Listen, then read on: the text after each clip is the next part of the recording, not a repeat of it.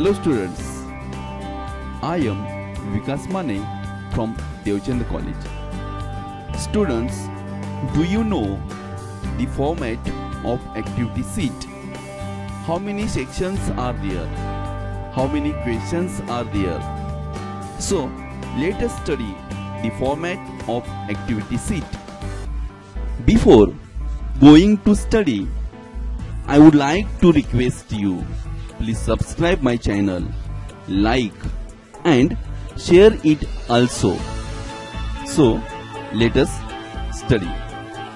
There are 4 sections in our activity sheet. Section first is about prose. The section is of 34 marks. The first section is about reading for comprehension, language study, summary, note making or mind mapping. Students, section first हा लेखन कौशल्य, भाषा अभ्यास म्हणजे grammar, सारांश लेखन तसेच note making किंवा माइंड मॅपिंग विषयी आहे. The first question is question 1A. This question is for 12 marks. The question is read the extract and complete the activities given below. म्हणजे खालील उतारा वाचा व activities सोडवा. A scene extract from section first consisting of 275 to 300 words. म्हणजे तुमच्या क्रमिक पाठ्यपुस्तकातील हा उतारा असेल जो सर्वसाधारणपणे 275 ते 300 शब्दांचा असेल. So students, let us know how are the activities. The first activity is A1, that is global understanding. This activity is for 2 marks. In this activity, there are questions like overall understanding of all extract, message, theme, gist, etc. Means तुम्हाला दिलेला उतारा तुम्हाला किती समजला आहे, या उतार्याचा संदेश काय आहे, आशय काय आहे याच्यावर पुढील ऍक्टिव्हिटीज विचारल्या जातात. करेक्ट स्टेटमेंट्स म्हणजे काही विधाने दिली जातात जी इनकरेक्ट असतात, ते तुम्हाला करेक्ट करून पुन्हा लिहायचे असतात. करेक्ट रिझन्स या ऍक्टिव्हिटी मध्ये तुम्हाला योग्य कारणे देऊन पुन्हा वाक्य लिहायचे असतात. फिल इन द ब्लँक्स यामध्ये रिकाम्या जागी योग्य शब्द लिहून पुन्हा ते वाक्य लिहायचे असते. ट्रू ऑर फॉल्स या ऍक्टिव्हिटी मध्ये 4 विधाने दिली असतात. तुम्ही ते विधाने ट्रू आहेत की फॉल्स हे लिहायचे असतात. Please remember one thing, write the statement and then write true or false. तुम्ही ते विधाने लिहून त्यापुढे ट्रू किंवा फॉल्स लिहा. Then choose the correct alternative. काही पर्यायापैकी करेक्ट पर्याय निवडायचे असतात. रिअरेंज द सेंटेन्सेस म्हणजे काही वाक्य जंबल ऑर्डरने दिली जातात, त्यांचा क्रम बदललेला असतो. ती वाक्य घटनाक्रमाने लिहायची असतात. Complete the web, complete the flowchart. एक फ्लोचार्ट दिला जातो, त्या फ्लोचार्ट मध्ये काही गोष्टी ब्लँक असतात, तो आपणास लिहायचा असतो. So students, you have to solve any one activity from these activities in global understanding. After global understanding, there is another activity, that is complex factual. This activity is for 2 marks. Facts are scattered in the extract. In this activity, there are questions like describe, म्हणजे तुम्हाला वर्णन करा असे सांगितले जाते. For example, describe the astrologer's appearance in your own words. अशा प्रकारची activity या ठिकाणी विचारली जाते. Complete the sentence, the verb, complete the table. असे प्रश्न विचारले जातात ज्यामध्ये तुम्हाला वेब किंवा टेबल पूर्ण करायचा असतो.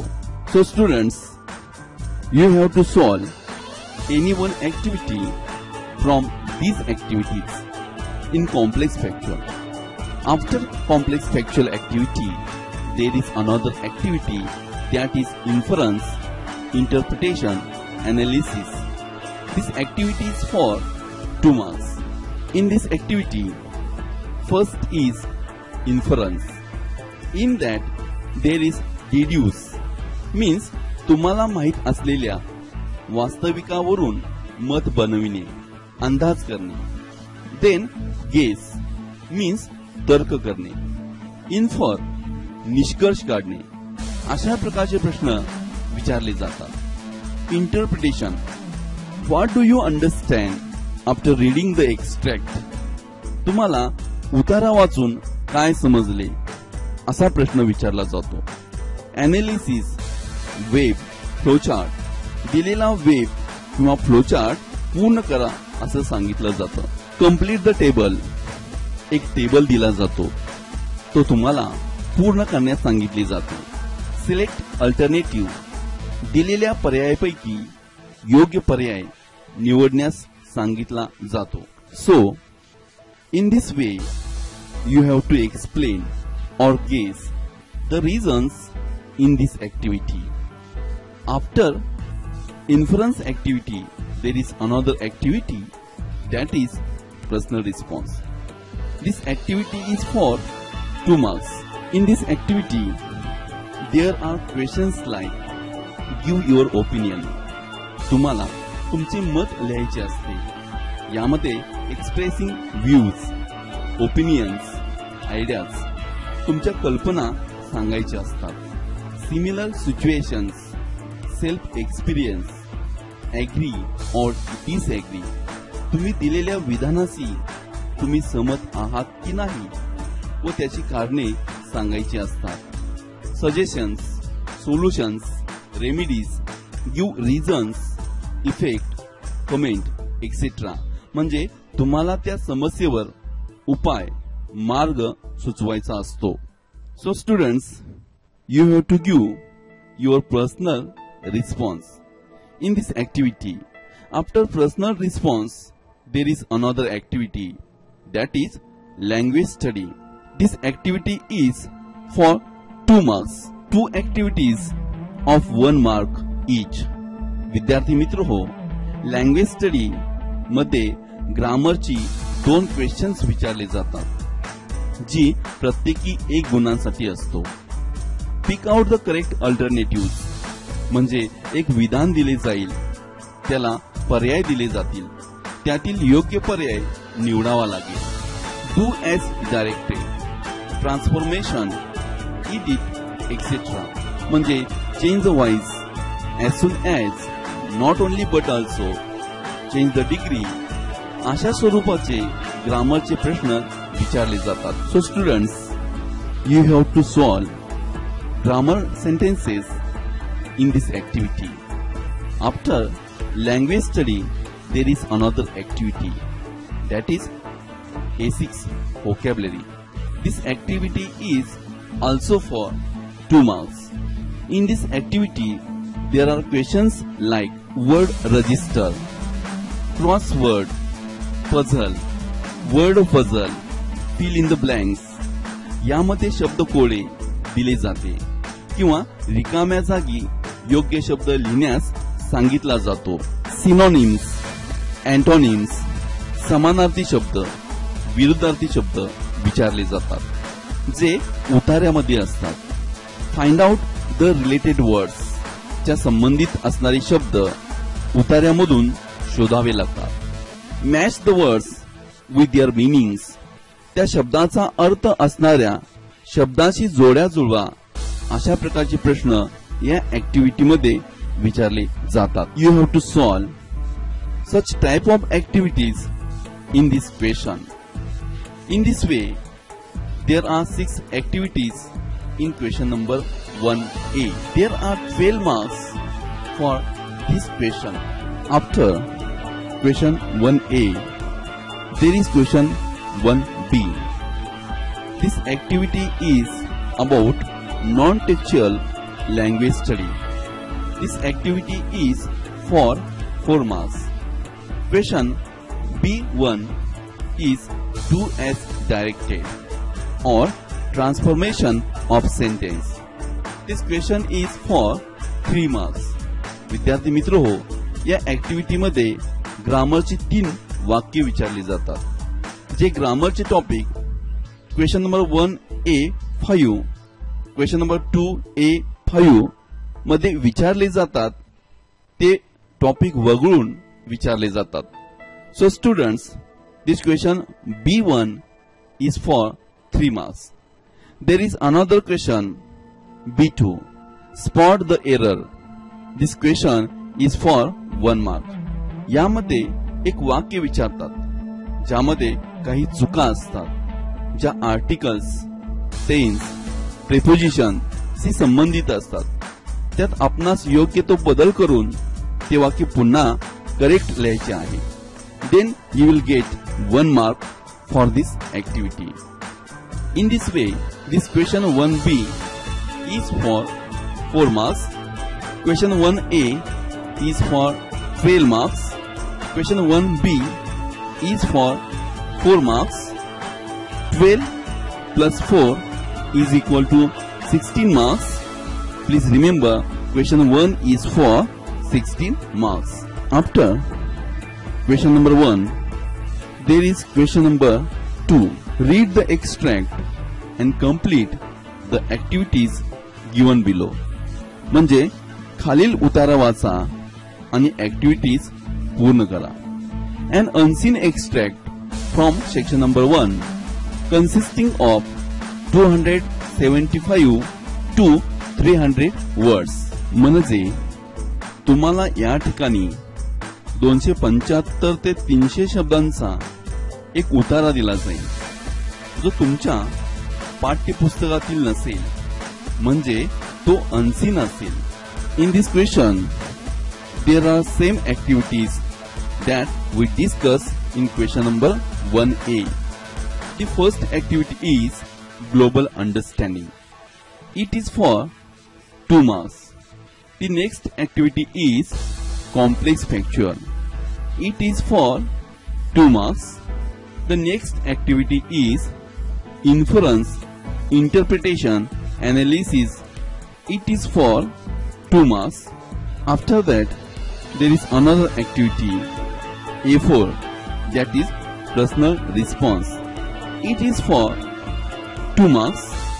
Then A5 activity language study. It is also for 2 marks. Then A6 activity vocabulary for 2 marks. So in this way, question number 2A is for 12 marks. विद्यार्थी मित्र हो, क्वेश्चन नंबर 2A मधील सर्व activities या question number 1A सारख्या आहेत, ज्या आपण सविस्तर पाहिल्या आहेत, म्हणून मी पुन्हा याच्यावर चर्चा करणार नाही. Then there will be question number 2B. This question is about summary writing. Summary writing is for 3 marks. विद्यार्थी मित्र हो, समरी रायटिंग म्हणजे सारांश लेखन. ही ऍक्टिव्हिटी 3 मार्क्स साठी विचारली जाते. यामध्ये प्रश्न असा असतो, right the summary of the above extract with a suitable title with the help of the given points. म्हणजे क्वेश्चन नंबर 2A मध्ये जो अनसीन एक्सट्रॅक्ट दिला असतो त्याचा आपणास सारांश लेखन करायचे आहे. त्यासाठी तुम्हाला काही मुद्दे दिले जातात व त्याला शीर्षक देण्यास विसरू नका. या समरी रायटिंगची स्कीम ऑफ मार्किंग अशी आहे: covering all important points 1 mark, language and vocabulary 1 mark, grammar 1 mark is equal to 3 marks. Students, there is another activity, question number 2C, note making or mind mapping. This activity is also for 3 marks. An unseen extract of around 200 words. म्हणजे 200 शब्दांचा उतारा क्रमिक पाठ्यपुस्तकाबाहेरील दिला जातो. The question is that read the given extract and complete the given activity as per the instructions. Means दिलेला उतारा वाचा आणि दिलेल्या सूचनांनुसार ऍक्टिव्हिटी पूर्ण करा. यासाठी 3 गुण असतात. या प्रश्नाची स्कीम ऑफ मार्किंग पुढील प्रमाणे आहे. Covering all important points 2 marks, presentation 1 mark, total 3 marks. So students, question number A, B, C, 12 plus 3 plus 3 is equal to 18 marks. And question number 1 plus question number 2, 16 plus 18, 34 marks. In this way, section 1 is for 34 marks. Now, let us study the section 2.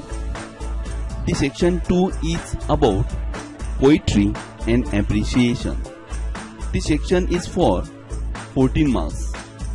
Question number 3A. Read the extract and complete the activities given below. म्हणजे उतारा वाचा आणि दिलेल्या activities पूर्ण करा. This question is for 10 marks. हा प्रश्न 10 गुणांसाठी विचारला जातो. A scene extract from a poem of about 10 to 15 lines. या ऍक्टिव्हिटी मध्ये क्रमिक पाठ्यपुस्तकातील 10 ते 15 ओळींची एक कविता विचारली जाते. Now let me tell you how are the activities.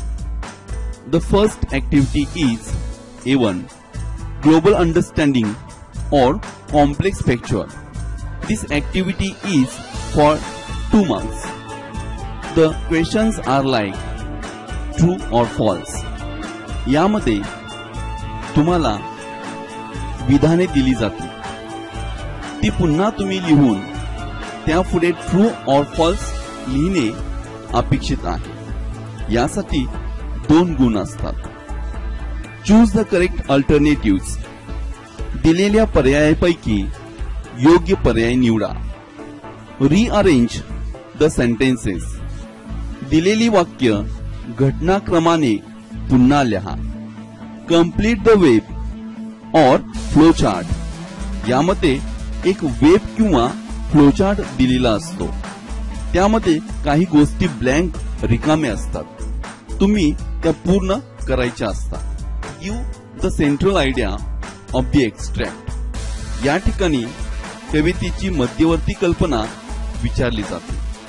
After this activity there is another E2 activity, inference, interpretation or analysis type of activity. It is for 2 marks.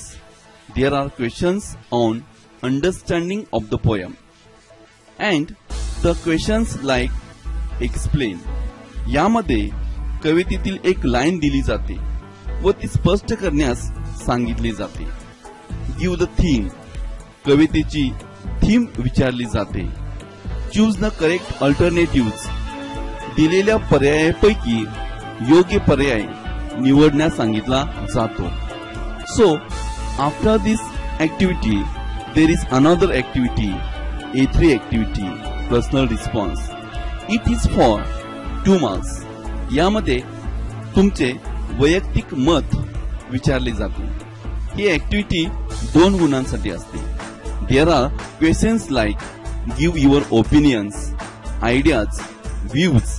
म्हणजे एखाद्या विषयावर तुमचे मत, कल्पना, विचार लिहायचे आहेत. ऍग्री और डिसऍग्री. तुम्ही एखाद्या विधानाशी सहमत आहात किंवा नाही व त्याची कारणे द्यावी लागतात. सजेशन्स. एखाद्या गोष्टीवर सूचना विचारल्या जातात. सोल्युशन्स. मार्ग विचारला जातो. Give reasons. कारणे विचारली जातात. So in this way you have to solve any one activity from these activities. After personal response activity, there is another activity, that is A4 activity, poetic device. It is for 2 marks. There are questions like identify the figure of speech. यामध्ये तुम्हाला stanza मधील एक line दिली जाते, त्या ओळीमध्ये कोणता figure of speech आहे तो तुम्हाला ओळखावा लागतो. त्याचबरोबर तो स्पष्ट सुद्धा करावा लागतो. Find and write the example of figure of speech म्हणजे तुम्हाला दिलेल्या ओळीमध्ये कोणता फिगर ऑफ स्पीच आहे हे शोधावे लागते व फिगर ऑफ स्पीच चे दुसरे उदाहरण कवितेमधील शोधून लिहावे लागते. Compose another line to rhyme with given line. कवितेतील ज्या ओळी दिल्या जातात त्याचा राईम असणाऱ्या दुसऱ्या ओळी तयार कराव्या लागतात. Compose 2 lines with a similar figure of speech. ज्या ओळी तुम्हाला दिलेल्या असतात त्यामध्ये कोणता फिगर ऑफ स्पीच आहे हे शोधून त्या फिगर ऑफ स्पीचचे दुसऱ्या ओळी तुम्हाला कंपोज कराव्या लागतात. So in this way you have to solve any one activity from these activities. After poetic device activity, there is another activity, that is A5, poetic creativity. It is for 2 marks. There are questions like write 4 poetic lines or compose a poem. म्हणजे तुम्हाला एक विषय दिला जाईल, त्यावर तुम्हाला 4 ओळींची कविता रचावी लागेल. Rewrite the stanza by changing the underlined words. म्हणजे तुम्हाला एक स्टांजा दिला जाईल ज्यामध्ये काही शब्दांना अंडरलाईन केली जाईल. तुम्हाला अंडरलाईन केलेले शब्द बदलून पुन्हा तो स्टांजा लिहावा लागेल. Add 2 or 3 lines by changing the given idea. दिलेली कल्पना बदलून 2 ते 3 ओळी कविता लिहावी लागेल. In this way, you have to solve any one activity from these activities. This question number 3A is for 10 marks. After then, question number 3B. This question is about appreciation. This activity is for 4 marks. Read the extract and write as per the instructions. Unseen extract of 10 to 15 lines from another poem not asked in question number 3A. म्हणजे दिलेला उतारा वाचा आणि सूचनानुसार activity सोडवा. यामध्ये जी कविता question number 3A मध्ये विचारली जाते ती सोडून दुसरी कविता विचारली जाते. यासाठी 4 गुण असतात. सर्वसाधारणपणे 10 ते 15 ओळींची कविता या ठिकाणी दिलेली असते. स्कीम ऑफ मार्किंग पुढील प्रमाणे आहे. Appropriateness of theme and the central idea for 2 marks. Type, language and stylistic features for 1 mark. Personal opinion and evaluation for 1 mark. In this way, question number 3A is for 10 marks and question number 3B is for 4 marks, is equal to 14 marks. So students, let us study section 3, writing skills. It carries for 16 marks. Question number 4A, complete the activities as per the instructions given below. Question number 4A, email or letter writing, formal letter. This activity is for 4 marks. विद्यार्थी मित्र हो, question number 4A मध्ये तुम्हाला 2 activities दिल्या जातील. त्यापैकी एक activity तुम्ही सोडवायची आहे आणि त्यासाठी 4 मार्क्स असतील. म्हणजे तुम्ही ईमेल किंवा लेटर रायटिंग यापैकी एक ऍक्टिव्हिटी लिहायची आहे. Now let us study the next question, that is question number 4B. This question is about expansion of ideas or blog writing or film review. This activity is for 4 marks. Students, question number 4B मध्ये तुम्हाला 3 activities दिल्या जातील. येथेही एक activity तुम्ही सोडवायची आहे आणि त्यासाठी 4 मार्क्स असतील. तुम्ही एक्सपान्शन ऑफ आयडियाज किंवा ब्लॉग रायटिंग किंवा फिल्म रिव्ह्यू यापैकी एक ॲक्टिव्हिटी सोडवायची आहे. Now let us study the next question, that is question number 4C. This activity is about appeal or leaflet or report writing or view counterview. This activity is for 4 marks. Students, question number 4C मध्ये तुम्हाला 4 activities दिल्या जातील. त्यापैकी एक activity तुम्हाला सोडवायची आहे आणि त्यासाठी 4 मार्क्स असतील. तुम्हाला ॲपील किंवा लिफलेट किंवा रिपोर्ट रायटिंग किंवा व्ह्यू कॉन्टरव्ह्यू यापैकी एक ॲक्टिव्हिटी सोडवायची आहे. Now let us study the next activity, that is question number 4D. This activity is about speech writing और कंपेरिंग और डायलॉग रायटिंग और interview. This activity is for 4 marks. विद्यार्थी मित्र हो, क्वेश्चन नंबर 4D मध्ये सुद्धा तुम्हाला 4 ॲक्टिव्हिटीज दिल्या जातील. त्यापैकी एक ॲक्टिव्हिटी तुम्हाला सोडवायची आहे आणि पुन्हा त्यासाठी 4 मार्क्स असतील. स्पीच रायटिंग किंवा कंपेरिंग किंवा डायलॉग रायटिंग किंवा इंटरव्ह्यू या 4 पैकी एक ॲक्टिव्हिटी सोडवायची आहे. Here is a note.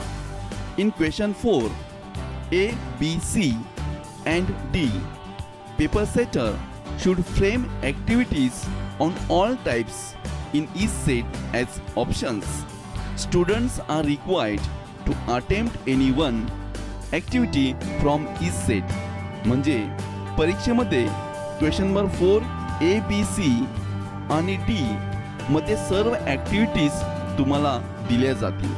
तुम्ही मात्र त्यातील फक्त एकच ॲक्टिव्हिटी सोडवायची आहे. म्हणजे क्वेश्चन नंबर 4A मध्ये ईमेल किंवा लेटर रायटिंग आहे. तुम्ही दोन्हीपैकी एकच ॲक्टिव्हिटी सोडवायची आहे. Now let me discuss with you section 4. This section is about literary genre drama. This section carries for 16 marks. Question 4A, complete the activities given below as per the instructions. It carries for 4 marks. म्हणजे दिलेल्या सूचनांनुसार खालील activities पूर्ण करा. यासाठी 4 गुण असतील. Here is the first activity.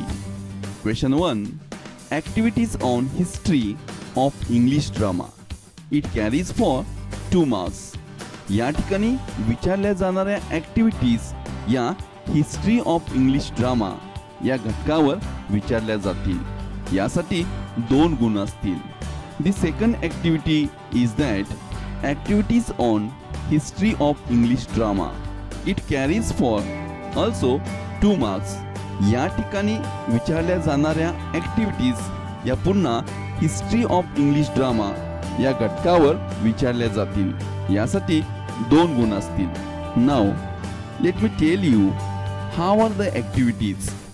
Activities to be framed on MCQ. म्हणजे या ॲक्टिव्हिटीज MCQ विचारल्या जातील. मॅच द कॉलम्स म्हणजे जोड्या जुळवा किंवा क्रोनॉलॉजिकल ऑर्डर म्हणजे घटनाक्रमाने लिहा किंवा फिल इन द ब्लँक्स म्हणजे रिकाम्या जागी योग्य शब्द लिहा किंवा ट्रू ऑर फॉल्स म्हणजे दिलेल्या विधानापैकी चूक की बरोबर सांगा किंवा एलिमेंट्स ऑफ ड्रामा नाटकाच्या घटकावर ॲक्टिव्हिटीज विचारल्या जातील. Activities should not be repeated in the sub questions. म्हणजे एकच ॲक्टिव्हिटी नंबर 1 व नंबर 2 मध्ये रिपीट होणार नाही. क्वेश्चन नंबर 1 मध्ये MCQ विचारले तर क्वेश्चन नंबर 2 मध्ये मॅच द कॉलम्स किंवा फिल इन द ब्लँक्स विचारल्या जातील.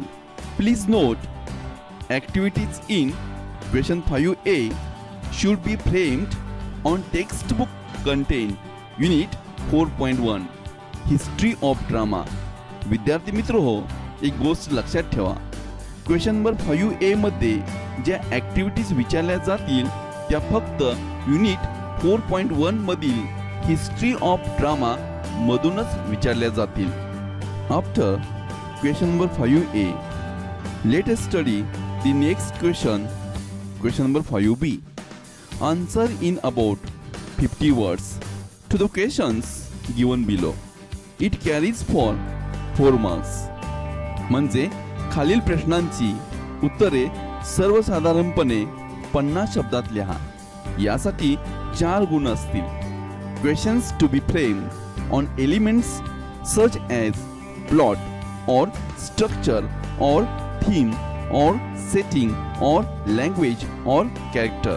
म्हणजे या ठिकाणी विचारले जाणारे प्रश्न हे नाटकाचा प्लॉट किंवा स्ट्रक्चर किंवा थीम म्हणजे आशय किंवा सेटिंग म्हणजे स्थळ किंवा लँग्वेज म्हणजे भाषा किंवा कॅरेक्टर म्हणजे पात्रे इत्यादी घटकावर विचारले जातील. Now let us see the first activity. Number 1, describe or explain or compare or contrast or name or discuss. It carries for 2 marks. Describe म्हणजे वर्णन करा, explain म्हणजे स्पष्ट करा, compare म्हणजे फरक सांगा, contrast म्हणजे विरुद्ध गोष्टी सांगा, name म्हणजे नावे सांगा, discuss म्हणजे चर्चा करा. या सगळ्यापैकी एक ऍक्टिव्हिटी विचारली जाईल जी 2 गुणांसाठी असेल. The second activity is that illustrate or interpret or narrate or justify or find or identify. It carries for 2 marks. येथेही वरील प्रमाणे सर्व ऍक्टिव्हिटीज पैकी एक ऍक्टिव्हिटी विचारली जाईल जी 2 गुणांसाठी असेल. Please note, activities in question 5B should be framed on textbook content on the unit 4.2, the rising of the moon. विद्यार्थी मित्र हो, क्वेश्चन नंबर 5B मध्ये ऍक्टिव्हिटीज ह्या युनिट 4.2 मधील the rising of the moon या ड्रामा मधील असतील. Then there will be question number 5C. The question is that answer in about 50 words the questions given below. It carries for 4 marks. Questions to be framed on elements such as plot or structure or theme or setting or language or character. Number 1, describe or explain or compare or contrast or name or discuss. It carries for 2 marks. Number 2, illustrate or interpret or narrate or justify or find or identify. It carries for 2 marks. विद्यार्थी मित्र हो, question number 5B मध्ये जसे प्रश्न होते तसेच प्रश्न या ठिकाणी विचारले जातील, मात्र ते युनिट 4.3 मधून असतील. Please note, activities in question 5C should be framed on textbook content on the unit 4.3, a midsummer night dream. म्हणजे या प्रश्नातील ऍक्टिव्हिटीज या unit 4.3 a midsummer night dream या नाटकातील विचारल्या जातील. Then there will be question number 5D. The question is answer in about 50 words to the questions given below. It carries for 4 marks. Questions to be framed on elements such as plot or structure or theme or setting or language or character. Number 1, describe or explain or compare or contrast or name or discuss. It carries for 2 marks. Number 2, illustrate or interpret or narrate or justify or find or identify. It carries for 2 marks. Please note, activities in question 5D should be framed on textbook content B unit 4.3b. An enemy of the people म्हणजे question number 5D मध्ये विचारल्या जाणाऱ्या activities या unit 4.3b मधील an enemy of the people वरील असतील. अशा रीतीने question 5A, B, C, D हे 16 गुणांसाठी असतील. So students, let me conclude this video. We have seen prose section. It is for 34 marks. Then we have seen poetry section. It is for 14 marks. Then we have seen writing skills. It is for 16 marks. Then we have seen drama section. It is for 16 marks. Total 80 marks. Don't forget to give oral exam. It is for 20 marks, total 100 marks.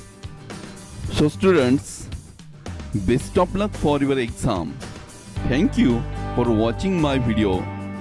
Again, I would like to tell you, please subscribe my channel, like and share also. Once again, thank you.